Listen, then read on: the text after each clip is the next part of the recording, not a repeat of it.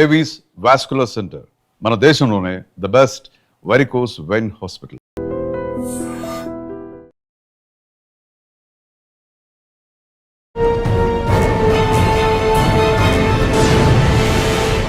సినీ పరిశ్రమకు కోట్లాది రూపాయల నష్టం చేకూర్చడమే కాకుండా పోలీసులకు పట్టుకొని చూద్దామంటూ సవాల్ విసిరిన సైబర్ క్రిమినల్ ఎట్టగాలి దొరికాడు.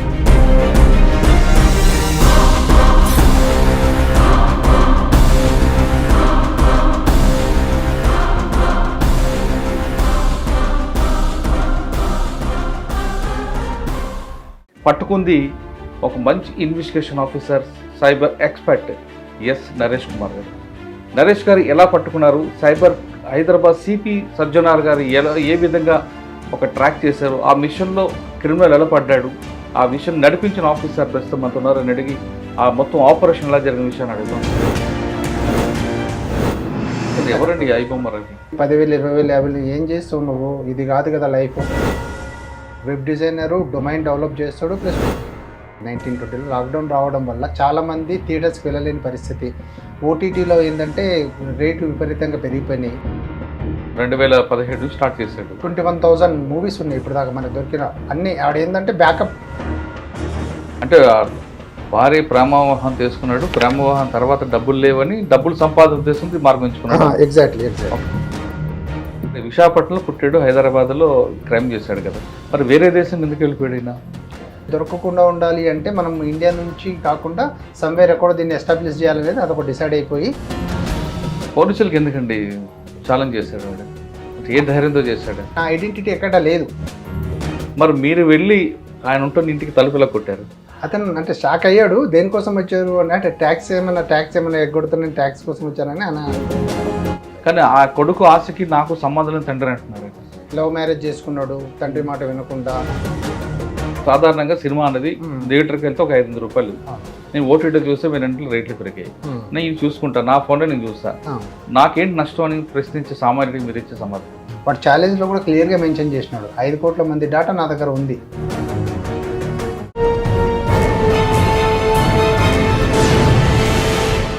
Welcome to iDream. సినీ పరిశ్రమకు కోట్లాది రూపాయల నష్టం చేకూర్చడమే కాకుండా పోలీసులకు పట్టుకొని చూద్దామంటూ సవాల్ విసిరిన సైబర్ క్రిమినల్ ఎట్టగాలి దొరికాడు. ఆయన దేశం కాని దేశంలో ఉన్నాను కదా, నన్ను ఎవరు పట్టుకుంటారని భావించాడు. కానీ హైదరాబాద్ పోలీసుల దగ్గర నెట్వర్క్ ఉంది, వాళ్ళు ఎక్కడికైనా పట్టుకుంటారనే విషయాన్ని మాత్రం గుర్తించలేపాడు. అందరూ ఊహిస్తున్నట్లుగానే కేవలం ఎయిర్పోర్ట్లో ఎల్ఓసి ఉంటుంది, లుక్అవుట్ నోటీస్ ఉంటుంది, అందువల్ల రాలేను ఎవరు పట్టుకోలేరు అనుకున్నాడు. కానీ ఆ క్రిమినల్ హైదరాబాద్ పోలీస్ కమిషనర్ వేసిన ఒక ఉచ్చులో మాత్రం చెక్కుకున్నాడు. అతనే సైబర్ క్రిమినల్ ఐబొమ్మ రవి. పట్టుకుంది ఒక మంచి investigation officer, cyber expert S Naresh Kumar గారు. నరేష్ గారు ఎలా పట్టుకున్నారు, సైబర్ హైదరాబాద్ సిపి సజ్జనార్ గారు ఏ విధంగా ఒక ట్రాక్ చేశారు, ఆ మిషన్లో క్రిమినల్ ఎలా పడ్డాడు, ఆ మిషన్ నడిపించిన ఆఫీసర్ ప్రస్తుతం మనతో ఉన్నారని అడిగి ఆ మొత్తం ఆపరేషన్ ఎలా జరిగిన విషయాన్ని అడుగుతాం. సార్ నమస్తే అండి. కంగ్రాచులేషన్స్ అండి. సాధారణంగా ఒక పోలీసులకి ఛాలెంజ్ విసిరడం అనేది వాడి ధైర్యాన్ని అనుకుంటాడు, కానీ ప్రతి క్రిమినల్ ఏం చేయలేరు అనుకుంటాడు. కానీ ఇక్కడికి వచ్చేసరికి ఎక్కడో దగ్గర వాడు లూప్ హోల్స్ జరుగుతుంటాయి. అందులో పర్టికులర్గా తెలంగాణ పోలీసులు ఉన్న నెట్వర్క్, సైబర్ క్రిమినల్స్ వెనక వాళ్ళు పడుతున్న ఉచ్చు అనేది వాడికి అర్థం కానట్టుంది. అందుకే నన్ను ఎవడేం చేస్తాడరా పట్టుకుంటారా అన్నట్టు అనుకుంటారు. ఐబొమ్మ రవి సినిమా ఆ పేరు చెబితేనే సినిమా ఇండస్ట్రీ అంతా ఉనికిపోతుంది. వాళ్ళ పాపం ఎంతో కష్టపడి కోట్లాది రూపాయలు పెట్టి సినిమాలు వాడు సింపుల్గా చేయడం అనేది. ఈ మొత్తం ఈ ఎపిసోడ్లో ఈ మిషన్ ఐబొమ్మలో మీరు వేసిన ఎలా చేశారంటే ఇన్వెస్టిగేషన్ పార్ట్ అని చెప్పకపోయినా, అంటే రివీల్ చేయకూడదు చేయకుండా వీడు సినీ పరిశ్రమకు ఎలాగ నష్టం చేకూర్చాడు, వీడు ఎలాగ దేశంలోనే ఏ విధంగా పట్టుకున్నారు, ఆ ట్రాక్ ఎలా జరిగింది, ఈ మిషన్ ఐబొమ్మ రవి గురించి ఒకసారి చెప్పండి.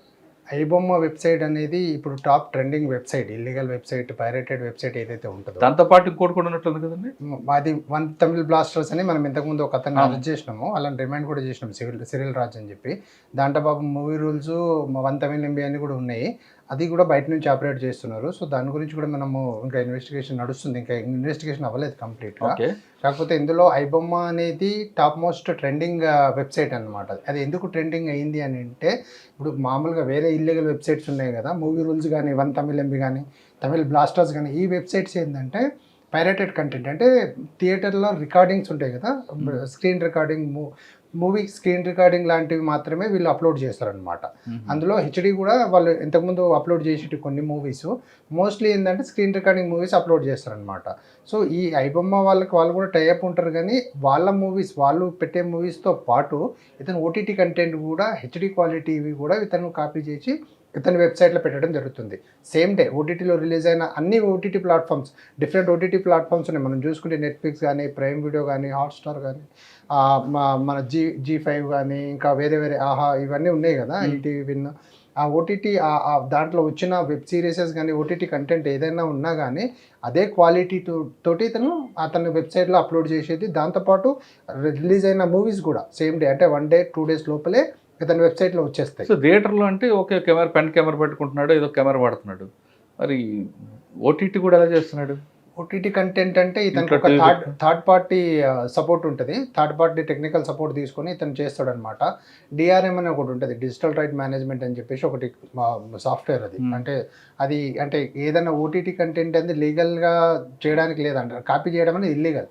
సో దాన్ని కూడా అతను ఇది చేసి బైపాస్ చేసి చేస్తున్నాడు, కంటెంట్ డౌన్లోడ్ చేసి. ఎవరండి ఐబొమ్మ రవి? ఐబొమ్మ రవి, ఇన్మడి రవి, ఇతను వచ్చేసి Vizag person. Basically Vizag proper, హైదరాబాద్లో సెటిల్డ్. ఇతను ఏంటంటే వెబ్ డిజైనరు, డొమైన్ డెవలప్ చేస్తాడు, ప్లస్ హోస్ట్ చేస్తాడు అనమాట, సర్వీసెస్ ఇస్తాడు. ఇప్పుడు మీకు ఏదన్నా ఒక బిజినెస్. ఏం చదువుకున్నాడండి అతను? చదువుకున్నది బేసిక్గా బీఎస్సీ కంప్యూటర్స్, దాని తర్వాత ఎంబీఏ పర్సూ చేసి ఎంబీఏ కూడా చేసాడు పార్ట్ టైం దాంట్లో చేసి ఆయన ఎంబీఏ కంప్లీట్ చేశాడు. సో అతను ఏంటంటే ఎడ్యుకేషన్ బ్యాక్గ్రౌండ్ అంటే ఇది. అతనికి కొన్ని కారణాల వల్ల ఇది చేయాల్సి వచ్చింది. అతను బేసిక్గా వెబ్ డిజైనర్, అంటే వెబ్సైట్ డిజైన్ చేయడం నేర్చుకొని, ఇప్పుడు ఏదైనా బిజినెస్ ఉందనుకోండి, ఇప్పుడు మీరు ఏదైనా బిజినెస్ పెట్టాలనుకున్నారనుకో, దానికి ఒక వెబ్సైట్ కావాలా మీకు, ఈ కార్డ్ బిజినెస్ ఏదైనా పెట్టాలనుకో, ఈ కామర్స్ బిజినెస్ ఏదైనా అనుకున్నారనుకోండి, దానికి మీకు ఒక వెబ్సైట్ కావాలి, అద్భుతమైన వెబ్సైట్ డిజైన్ కావాలా. ఆ వెబ్సైట్ డిజైన్ కావాలంటే ఇతను చేసిస్తాడనమాట. బేసిక్గా అతను ఆ ప్రొఫెషన్కి చెందినవాడు. సో దానివల్ల అతనికి అతను లవ్ మ్యారేజ్ చేసుకున్నాడు, ఒక ముస్లిం అమ్మాయిని, నగ్మా అని పెళ్లి చేసుకున్నాడు. దాని తర్వాత ఒక అమ్మాయి వాళ్ళకి, దాని తర్వాత అమ్మాయి వాళ్ళ బ్యాక్గ్రౌండ్ ఏంటంటే కొద్దిగా ఫారినర్ల సెటిల్డ్, కొద్దిగా హై బ్యాక్గ్రౌండ్ అనమాట. ఇతను ఫాదర్ అంతా ఇది కాదు, మిడిల్ క్లాస్ అనమాట వీళ్ళు. సో వాళ్ళ మదర్ కానీ, అంటే మా అమ్మాయి వాళ్ళ మదర్ కానీ, వీళ్ళు కానీ ఫారెన్లో సెటిల్ అయ్యారు కదా, కొద్దిగా ఉన్న క్యాష్ ఉన్నారు కాబట్టి అంటే మంచి వెల్ సెటిల్డ్ ఫైనాన్షియల్గా కానీ ఇది కానీ మంచి సెటిల్డ్ కాబట్టి ఇతనికి కూడా నువ్వు కూడా ఇట్లా సెటిల్ అవ్వాలా, ఈ వెబ్ డిజైన్ వల్ల నీకు 10,000, 20,000, 50,000 ఏం చేస్తావు నువ్వు, ఇది కాదు కదా లైఫ్, ఏం చేస్తాను కొద్దిగా ఇది చేసేవాళ్ళు అనమాట. సో ఇతను ఒక 17లా 18లా అట్లా ఆలోచించాడు, ఏం చేస్తే అవుతుంది అని చెప్పి ఇతను కొద్దిగా సినిమా వైపు ఇంట్రెస్ట్ ఉండేదన్నమాట. సినిమాకి సంబంధించిన ఏదైనా చేయాలని అనుకొని ఈ వెబ్సైట్ అనేది డిజైన్ చేశాడు. 19 వెబ్సైట్ డిజైన్ చేశాడు. అప్పుడే కొన్ని మూవీస్ అప్లోడ్ చేయడం 2020లో స్టార్ట్ చేశాడు అనమాట. ఈ వెబ్సైట్ డిజైన్ చేసి స్టార్ట్ చేయడం వల్ల అతనికి ఒక ఫెచ్చింగ్ ఏమైందంటే, ఈ 2020లో లాక్డౌన్ వచ్చింది మనకి. 1920లో లాక్డౌన్ రావడం వల్ల చాలామంది థియేటర్స్కి వెళ్ళలేని పరిస్థితి. ఓటీటీలో ఏంటంటే రేట్లు విపరీతంగా పెరిగిపోయినాయి. అంటే ఆ అప్లికేషన్స్ అన్నీ నెలకింత అనేది. అప్పుడు జనాల దగ్గర డబ్బు ఒకటి లేదు, జాబ్స్ లేవు, చాలామందికి బిజినెస్ సరిగ్గా రన్ అవ్వట్లేదు. సో థియేటర్కి వెళ్ళే పరిస్థితి లేదు కాబట్టి అప్పుడు వాళ్ళు ఏంటంటే కొన్ని ఇట్లాంటి ఇల్లీగల్ వెబ్సైట్స్ మీద డిపెండ్ అయ్యారనమాట మూవీస్ చూడడానికి. వాళ్ళకి సేమ్ కంటెంట్, సేమ్ క్వాలిటీతో, సేమ్ డే, అంటే ఒక 1 day 2 days అటు ఇటుతో వాళ్ళకి కంటెంట్ వస్తుంది.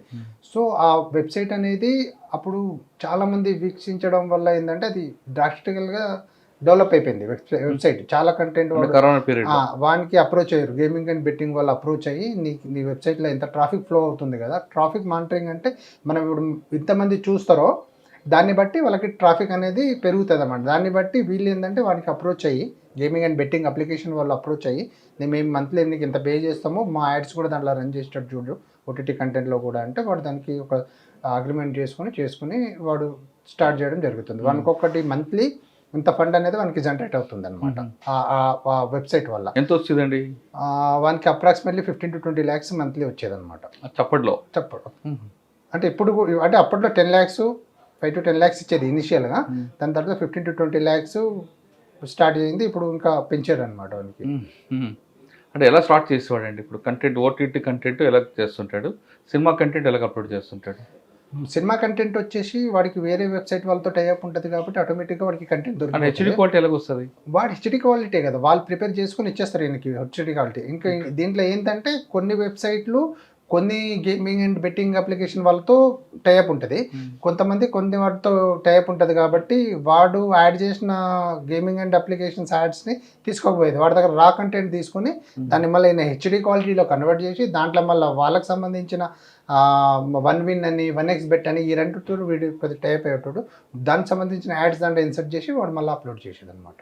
మరి గతంలో బీహార్లో ఒక మీరు ఇటువంటి వ్యక్తిని అరెస్ట్ చేశారు, వాడికి వీడికి ఏం సంబంధం ఉందా?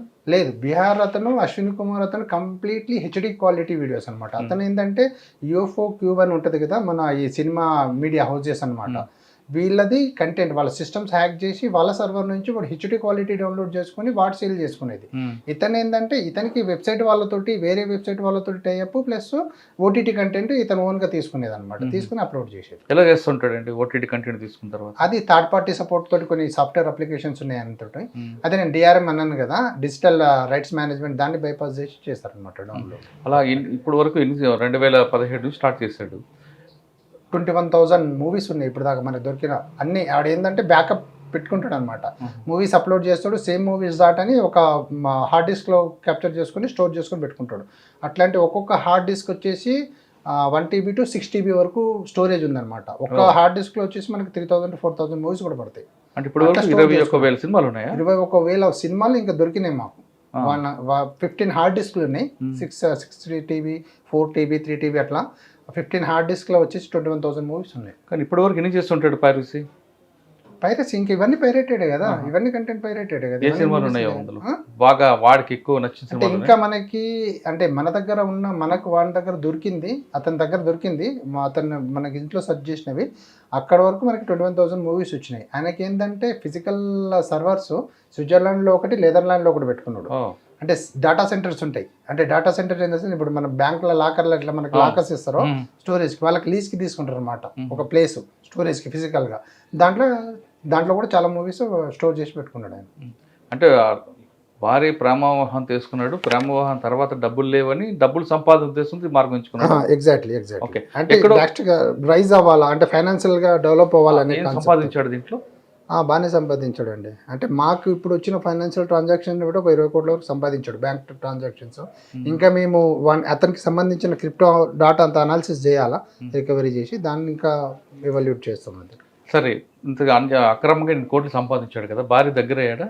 లేదండి, అది ఆల్మోస్ట్ ఒక 2021లోనే అతని భార్యతోటి డివోర్స్. మరి ఏం చేస్తాడు ఈ డబ్బులన్నీ?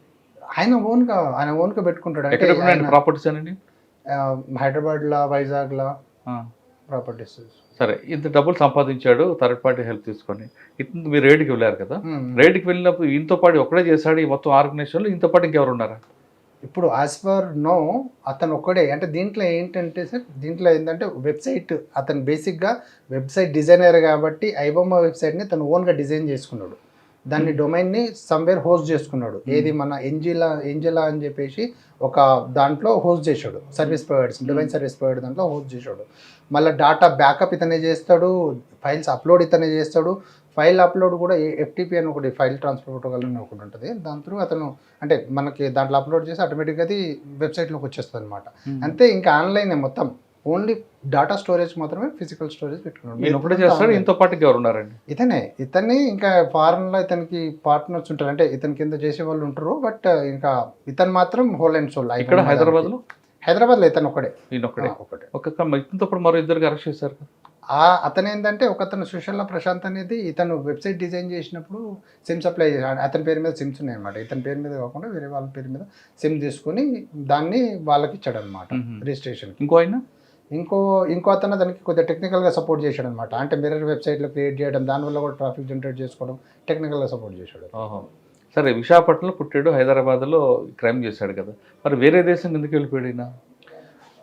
అతను ఏంటంటే ఎప్పుడైతే ఇతనికి 2020లో ఎప్పుడైతే మనకి లాక్డౌన్ వచ్చిన తర్వాత అతనిది వెబ్సైట్ ఎప్పుడైతే రీచ్ అయిందో, హైయెస్ట్ డెవలప్ అయిందో, దాని తర్వాత ఏంటంటే దాన్ని కంప్లీట్గా డెవలప్ చేయాలని ఆయన అనుకున్నాడు.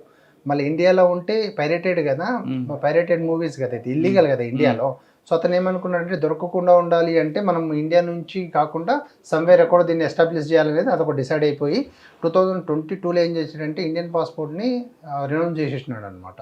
సబ్మిట్ చేసేసి అక్కడ ఏది మన సెంట్ కిట్స్ అంటే కెరేబియన్ కంట్రీ దీవి ఐలాండ్లో సెంట్ కిట్స్ అనేది ఆ కంట్రీది పాస్పోర్ట్ తీసుకున్నాడు. అంటే అక్కడ పాస్పోర్ట్ తీసుకుని అక్కడ సిటిజన్ అంటే అక్కడ సిటిజన్షిప్ తీసుకున్నాడు అండ్ ఇండియా రిటర్న్ చేస్తాడు. రిటర్న్ చేసి అక్కడ ఉండి ఇదంతా 22 నుంచి ఇంకా అక్కడ సిటిజన్, అతను ఇండియా సిటిజన్ కాదు, ఇండియన్ సిటిజన్ కాదు, నో మోర్ ఇండియన్ సిటిజన్. అక్కడ మళ్ళీ అతను ఏంటంటే డిఫరెంట్ కంట్రీస్ తిరుగుతాడు. అతను ట్రావెలింగ్ ఇష్టం అనమాట. యుఎస్, మలేషియా, థాయిలాండ్ అన్ని అంటే డిఫరెంట్ కంట్రీస్, చాలా కంట్రీస్ తిరిగాడు అనమాట. దుబాయ్ అక్కడ కూడా చాలా కంట్రీస్ తిరిగాడు. అతనికి ఏంటంటే ఈ బెట్టింగ్ గేమింగ్ ఆర్గనైజర్తో డైరెక్ట్ కాంటాక్ట్, అంటే డైరెక్ట్ అంటే మనకి తెలియదు, బట్ అతను అన్ని కంట్రీస్ తిరిగాడు కాబట్టి మోస్ట్లీ ఆ కంట్రీస్లో వీళ్ళ ఆర్గనైజర్స్ ఉంటారు కాబట్టి గేమింగ్ వాళ్ళకి మీట్ అయ్యి ఈ బిజినెస్ చేశాడు అని చెప్పి మేము అనాలిసిస్ చేసుకున్నాం. సార్ పోలీసులకు ఎందుకండి ఛాలెంజ్ చేశాడు వాడు? అంటే ఏ ధైర్యంతో చేశాడు? ఇతను చేసే అంతా ఇప్పుడు మనం మామూలుగా ఏదైనా చేయాలి అనుకుంటే, ఇప్పుడు నేను ఇన్వెస్టిగేషన్ ఏం చేయాలనుకుంటే సర్ఫేస్ వెబ్ ఉంటుంది అనమాట. సర్ఫేస్ వెబ్ అంటే మనం ఇప్పుడు గూగుల్లో కానీ దాంట్లో చేస్తాం కదా, క్రోమ్లో కానీ చేసినవన్నీ మన ఐపీస్ అంతా క్యాప్చర్ అవుతుంది. సో అతను ఐపీస్ క్యాప్చర్ కాకుండా ఉండడానికి ఐపీస్ మార్క్స్ చేస్తాడు.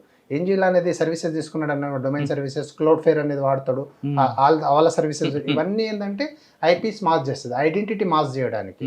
ఇంకొకటి ఏంటంటే ఆయన ఒక ప్రహ్లాద్ అనే అతని పేరు మీద ఒక వేరే పర్సన్ పేరు మీద ఐడి తీసుకొని ఫోటో మాత్రం ఇతంది, పర్టికులర్స్ అంతా వేరే వాళ్ళే అనమాట. పాన్ కార్డు తీసుకున్నాడు వేరేవి కూడా, అట్లా ఐడీస్ తీసుకొని దాని మీద కూడా అతను కొన్ని ఫేక్ వెబ్సైట్స్ క్రియేట్ చేసి, కంపెనీస్ క్రియేట్ చేసి దాన్ని రన్ చేస్తున్నాడు అనమాట. ఓకే, మరి పోలీసులకు ఎందుకు ఛాలెంజ్ చేశాడండి? ఛాలెంజ్ అంటే ఇదే, ఇంకా నేను చేస్తుంది కంప్లీట్గా 2022లో అతను అక్కడ సిటిజన్ అయిపోయాడు కదా, ఇండియాకి నో వే కన్సర్న్. అతను అసలు అక్కడ నుంచి రావాలని అనుకోలేదు, బట్ కొన్ని అనివార్య కారణాల వల్ల రావాల్సి వచ్చింది. సో అతను ఏంటంటే కంప్లీట్లీ నేను ఇక్కడ ఉండట్లేదు ఇండియాలో ఒకటి, సెకండ్ ఏంటంటే నా ఐడెంటిటీ ఎక్కడ లేదు. ఇప్పుడు మనకి అతను తీసుకున్న సర్వీసెస్ అంతా ఫారెన్, ఇండియా సర్వీసెస్ కావు. ఇప్పుడు క్లౌడ్ ఫేర్ కానీ, ఇప్పుడు పోర్క్బన్ అనేది ఒక రిజిస్ట్రేషన్ అంటే డొమైన్ రిజిస్ట్రేషన్ తీసుకున్నాడు పోర్క్బన్, అది కూడా యూఎస్దే. ప్లస్ డేటా సెంటర్స్ కూడా అంటే ఫిజికల్ సర్వర్స్ కూడా యూఎస్లోనే ఉన్నాయి, అతను కూడా యూఎస్లో ఉంటాయి. ఇక్కడ ఏమీ లేదు కాబట్టి నన్ను ఎవరు పట్టుకోలేరు. అండ్ ఫేక్ ఐడీస్ తీసుకున్నాడు కదా, వాళ్ళ పేరు మీద తీసుకున్నాడు, ఐడి కార్డ్స్ కూడా వాళ్ళతోటి చేశాడు కాబట్టి నన్ను పట్టుకోలేరు అన్న ఒక దాంట్లో ఆయన ఉన్నాడు కాబట్టి ఛాలెంజ్ చేశాడు. ఓకే, అంటే ఐ బొమ్మ చేస్తున్న విషయం వాడికి ఎలా తెలిసింది, మనకి ఎలా తెలిసింది? ఫస్ట్ పోలీస్కి ఎలా తెలిసింది? వాడి కోసం తిరుగుతున్నారనే విషయం వాడికి ఎలా తెలిసింది? ఇనీషియల్గా అంటే వాడి కోసం తిరుగుతున్నాం అనేది వాడికి తెలియదు, బట్ అతను ఏంటంటే ఇదంతా జరిగిన తర్వాత నన్ను కూడా పట్టుకుంటారు అనేది అతనికి ఒకటి అయింది. బట్ అతన్ని అంటే ఎక్స్పెక్ట్ చేయలేదు, అంటే హైదరాబాద్ నేను ఇక్కడికి వస్తున్నా అనే సంగతి ఎవరికి తెలియదు కాబట్టి నేను వచ్చి ఏదైనా పని ఉంటే చేసుకుని వెళ్ళిపోదామనే థాట్లో ఉన్నాడు ఆయన. సో ఇనీషియల్గా మనం అంటే ఇప్పుడు ఇంతకుముందు కొంతమందిని అరెస్ట్ చేసినప్పుడు మనకు ఒక లీడ్ ఉండే కాబట్టి వాళ్ళని అరెస్ట్ చేసినాం, అంటే క్రిప్టో ట్రాన్సాక్షన్ అవి ఉండే కాబట్టి. ఇతన్ని ఐబొమ్మ దాని గురించి కంప్లీట్లీ మనకు బ్లాంక్ అనమాట, ఏది కూడా తెలియదు, అంటే ఐడెంటిటీ అనేది లేదు. ఆ వెబ్సైట్ని కొద్దిగా అనాలిసిస్ చేసి దాంట్లో సోర్స్ కోడ్ ఏంది, అసలు ఎట్లా పబ్లిష్ చేస్తున్నాడు, ఏం చేస్తున్నాడు మొత్తం అనాలిసిస్ చేయడం వల్ల మనకి కొంత క్లూ దొరికిందనమాట. అతనిది అంటే ఇతను ఏం చేస్తారంటే ఒక వెబ్సైట్ నుంచి యాడ్స్ అంటాడు. ఇప్పుడు గూగుల్ ఏం చేస్తుంది అంటే ఇల్లీగల్ పైరేటెడ్ వెబ్సైట్ దానికి ట్రాఫికింగ్ మానిటర్ చేయదు, దానికి ఆయన ఫండ్స్ ఇవ్వరు. సో అతను ఫేక్ కంపెనీస్ పెట్టుకున్నాడు అనమాట, ఇయర్ ఇన్ఫోటెక్ అని చెప్పేసి, గిటింగ్ అప్ అని చెప్పేసి కొన్ని ఫేక్ కంపెనీస్ రిజిస్టర్ చేసుకొని అడ్వర్టైజ్మెంట్ త్రూ ఈ ట్రేడింగ్.com కొన్ని అడ్వర్టైజ్మెంట్ కంపెనీస్ పెట్టుకొని ఈ ఐబొమ్మ ట్రాఫిక్ని అక్కడికి డైవర్ట్ చేసి అట్లా ఫండింగ్ ఏం చేస్తున్నాడు అనమాట. ఆ విషయం తెలిసి నన్ను పట్టుకుంటారని ముందే ఊహించాడా? లేదు, అతని డాటా ఇక్కడ లేదు కదా. సో అంటే మనం టెక్నికల్గా హైదరాబాద్ పోలీసులు, తెలంగాణ పోలీసులు టెక్నికల్గా సౌండ్ ఉన్నారు కాబట్టి అతనికి అంటే నన్ను ఎప్పుడో ఒకసారి ట్రాక్ చేస్తారు, ఇంత తొందరగా చేస్తారని అనుకోలేదు, బట్ ఎప్పుడోకసారి ట్రాక్ చేసిన పట్టుకుంటారు అనేది అయితే ఆయనకు ఉంది, ఆయనకు అది అయితే ఉంది. ఆయన పట్టుకున్న తర్వాత కూడా అతనికి అది తెలిసిందా? ఓకే, పట్టుకోలేరు అనేది ఛాలెంజ్ చేశాడు. ఆయన పాస్పోర్ట్ లేదు, సిటిజన్షిప్ లేదు, మరి మీరు వెళ్ళి ఆయన ఉంటున్న ఇంటికి తలుపు ఎలా కొట్టారు? అంటే మాకున్న సోర్సెస్, మాకున్న దాన్ని బట్టి ఆయన మానిటర్ చేసి ట్రాక్ చేసాము. వీళ్ళకి తలుపు కొడితే ఏమన్నాడండి? తీయలేదు, చాలాసేపు వరకు తీయలేదు. అతను మార్నింగే వచ్చాడు, మేము ఇమీడియట్గా అంటే ఒక 1-2 అవర్స్లోనే లొకేషన్స్ అంటే అతన్ని ట్రాక్ చేసి పోయినాము. పోయిన తర్వాత తలుపు కొడితే అతనికి ఒక సెన్స్ అయినట్టుంది, చాలాసేపు తలుపు తెలియలేదు, ఆ లోపల కొడితే డాటా అంతా వాపప్ చేశాడు. సో దాని తర్వాత తలుపు తీశాడు, ఇంకా గట్టిగా కొట్టేసరికి సెక్యూరిటీ వాళ్ళు కొద్దిగా అక్కడ మేనేజ్మెంట్ తోటి తీశాడు. తీసిన తర్వాత ఆ ల్యాప్టాప్స్ కూడా హ్యాడ్ చేశాడు, అక్కడ బాత్రూంలో అక్కడ పైన పెట్టేశాడు. అక్కడ హెడ్ మొత్తం సర్చ్ చేసి ల్యాప్టాప్స్, హార్డ్ డిస్క్లు, సిపియూలు, మొబైల్ ఫోన్స్, అతన్ని చెక్ బుక్స్, అతనికి ఎన్ఆర్ఈ అకౌంట్, ఎన్ఆర్ఐ అకౌంట్ రెండు ఉన్నాయి. Check books, cards, debit cards, credit cards మొత్తం అంతా రికవరీ చేసినాం. అట్లా ఆయనతో పాటు ఎవరున్నారు ఇంట్లో అప్పుడు? ఒక్కడే, సింగిల్ ఓన్ ఫ్లాట్ అది? Own flat. షాక్ అవ్వలేదా ఎవరు ఆయన? అతను అంటే షాక్ అయ్యాడు. దేనికోసం వచ్చారు అంటే ట్యాక్స్ ఏమైనా ఎగ్గొడుతున్నా ట్యాక్స్ కోసం వచ్చారని అతను అనుకున్నాడు. దాని తర్వాత మేము మాట్లాడే దాన్ని పట్టుకొని అనుకున్నాడు. దాని తర్వాత ఆయనకు ఒక అర్థమైపోయింది అనమాట. అంటే జిఎస్టీ ఆఫీసర్స్ అనుకున్నాడు, జిఎస్టీ ఆఫీసర్స్ అనుకుని తీయలేదు అని అంటాడు ఆయన. మిమ్మల్ని చూసాక మాట్లాడాక ఏమన్నాడండి? మాట్లాడాక ఆయనకు అర్థమైపోయి ఇంకా చెప్పాడు. ఆశ్చర్యపోయాడు చెప్పాడు. ఇంకా అంటే చెప్తున్నాడు ఆయన, అంటే నేను అంటే మనం ఇంతకుముందు పెట్టిన ప్రెస్ మీట్లు కానీ ఈ పైరసీ దాని గురించి మొత్తం న్యూస్ అతనికి ఉంది, అండర్స్టాండ్ ఉంది, ఒక సినిమా ఒక పిక్చర్ ఉంది ఆయనకి ఆయన మైండ్లో. సో అతను ఫస్ట్లో అనుకున్నాడు, బట్ దాని తర్వాత ట్యాక్స్ ఆఫీసర్స్ ఏమో అనుకున్నాడు అని అంటున్నాడు, బట్ ఎంతవరకు అది వాస్తవం తెలియదు. బట్ అతని తర్వాత ఒక 15 నిమిషాలు మనం మాట్లాడిన తర్వాత ఒక అండర్స్టాండ్ అయితే అయింది. దాని తర్వాత మేము రివీల్ చేసినాం. మీరు రివీల్ చేశారు? అప్పుడు పారిపోవడానికి దీనికి ప్రయత్నం చేయలేదు? లేదు, పారిపోవడం అంటే మనం ఉన్నాం కదా, చాలా మంది ఉన్నాం కదా. అంటే అడ్మిట్ చేశాడండి? అడ్మిట్ చేశాడు. ఓకే. సాధారణంగా సిటిజన్షిప్ క్లాన్స్ లేని ఎలాగొచ్చాడండి ఇక్కడికి? మరి ఇండియన్ సిటిజన్షిప్ లేదు, పాస్పోర్ట్ లేదు, ఇక్కడ తిరగొచ్చు కదా మనం వీసా మీద వచ్చాడా? అంతే కదా. టూరిస్ట్ మనం ఎట్లా వేరే కంట్రీస్ పోతాము, ఆ టూరిస్ట్ వీసా మీద వచ్చాడు అంతే. ఆ వస్తున్న విషయాలు తెలిసింది మీకు? మాకు అదే మాకున్న ఇన్ఫర్మేషన్, మాకున్న నెట్వర్క్ దాన్ని బట్టి మేము ట్రాక్ చేసినాం. సార్, ఇక్కడున్న ఆ ప్రాపర్టీ ఫండ్ అంతా కూడా కేవలం హైదరాబాద్లో కొన్నాడా, సొంత ఊరు విశాఖపట్నంలో కూడా కొన్నాడు? విశాఖపట్నంలో కూడా కొన్ని ప్రాపర్టీస్ కొన్నాడు, అవి కూడా ఇంకా చూస్తున్నామండి. కానీ ఆ కొడుకు ఆశకి నాకు సంబంధం లేని తండ్రి అంటున్నారు. చాలా రోజుల నుంచి వీళ్ళకి అంటే తండ్రికి కొడుకుకు మాటలు లేవు. ఎందుకంటే ఈయన తండ్రిని ఏ రోజు కూడా అంత కన్సర్న్ చూపించలేరు.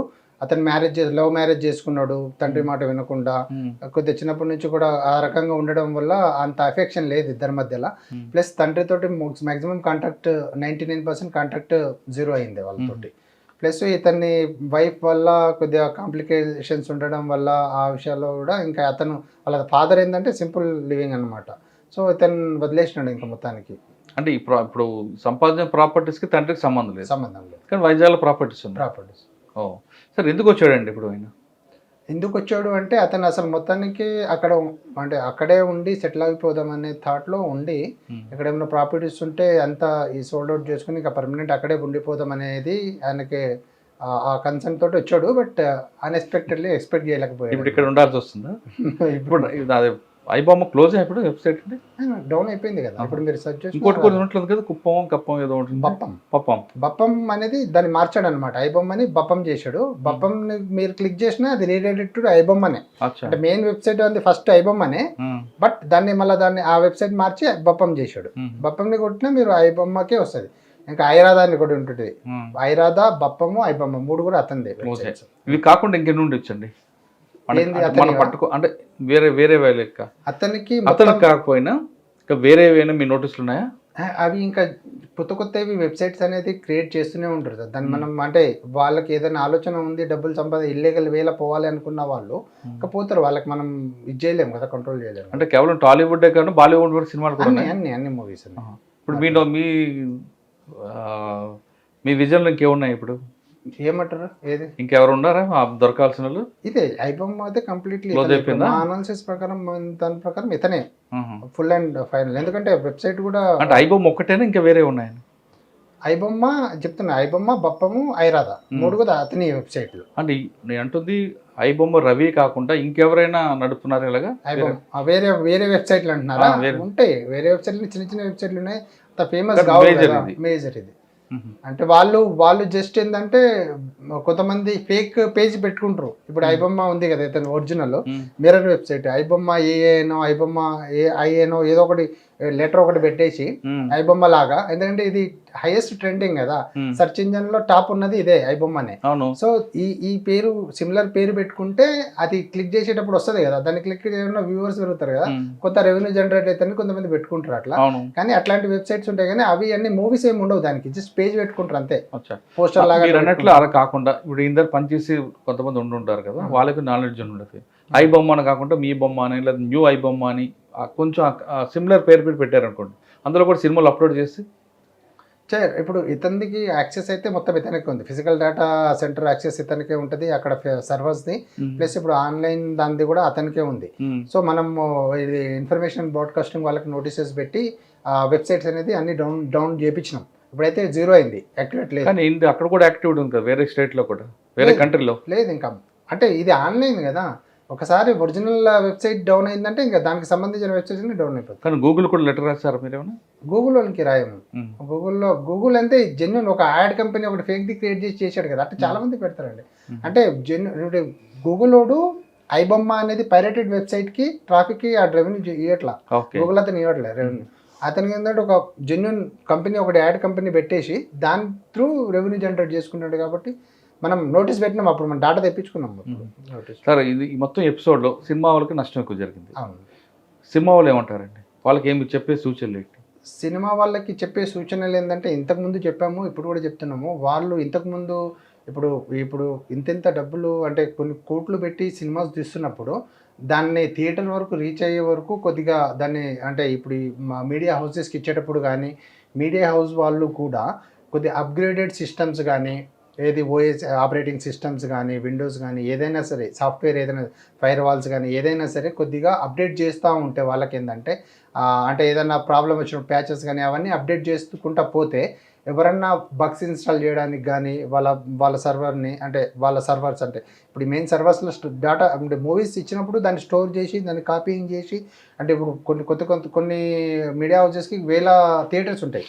సో అవన్నీ కాపీయింగ్ చేయాలి, క్లోనింగ్ చేయాలన్నమాట. వన్స్ వాళ్ళకి వచ్చిన మూవీని కంటెంట్ని డౌన్లోడ్ చేసుకొని వాళ్ళ సర్వర్లో పెట్టుకొని దాంట్లో క్లోన్ చేసి వాళ్ళు దాన్ని హార్డ్ డిస్క్లో తీసుకొని వాళ్ళకి ఇస్తే వాళ్ళు దాన్ని వాళ్ళ సిస్టంలో ప్లే చేసుకొని థియేటర్ స్క్రీన్ మీద రన్ చేస్తారనమాట.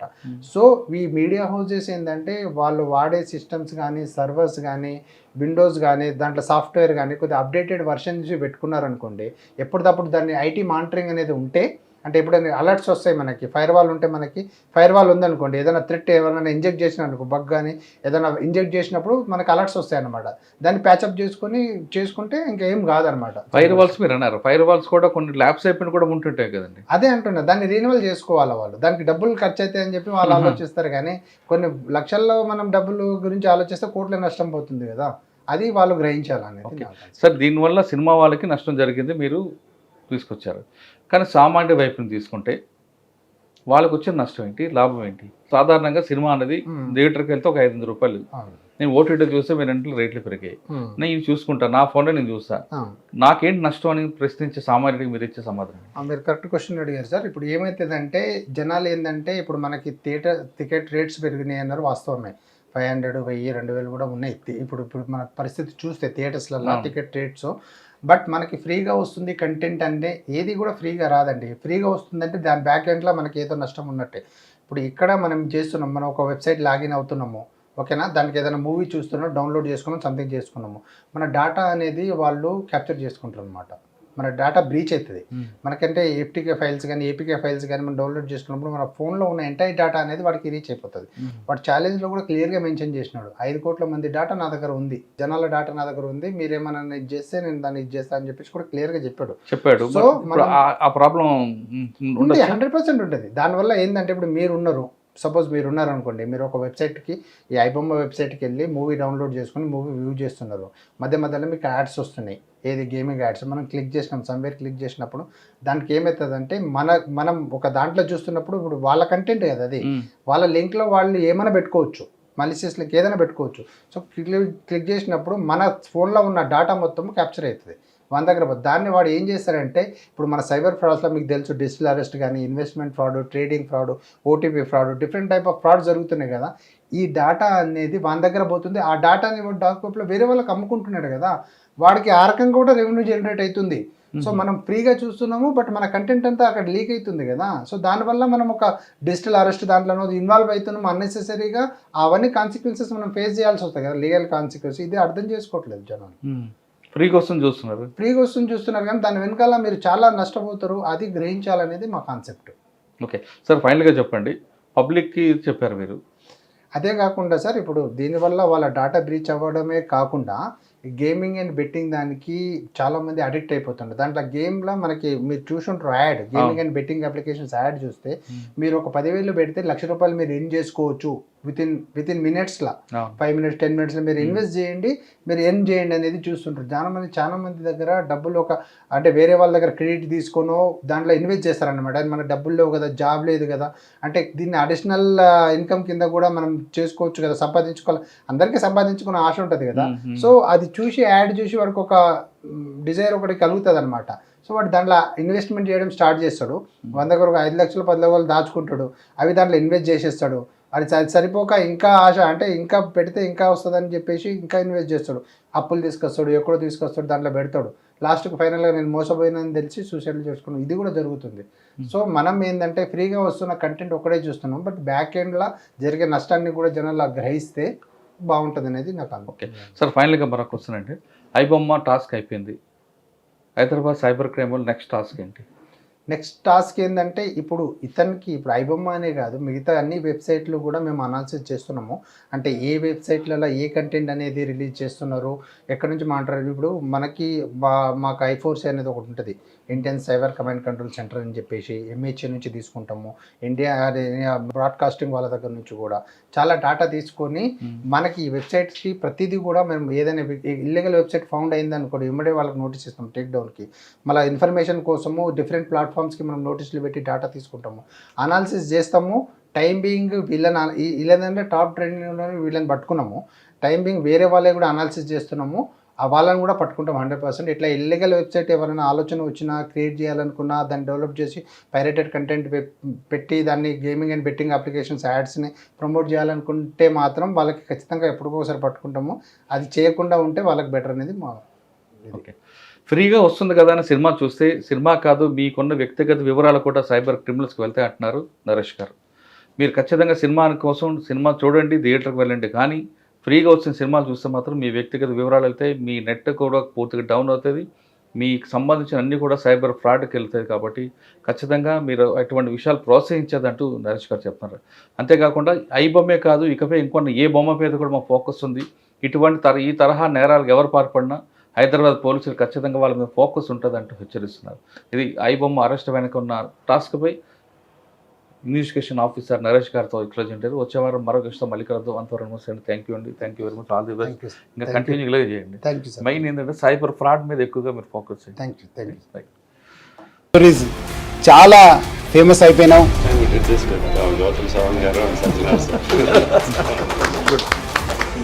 Well done. Congratulate him for doing so well, and I congratulate him, his boss also. For doing so well.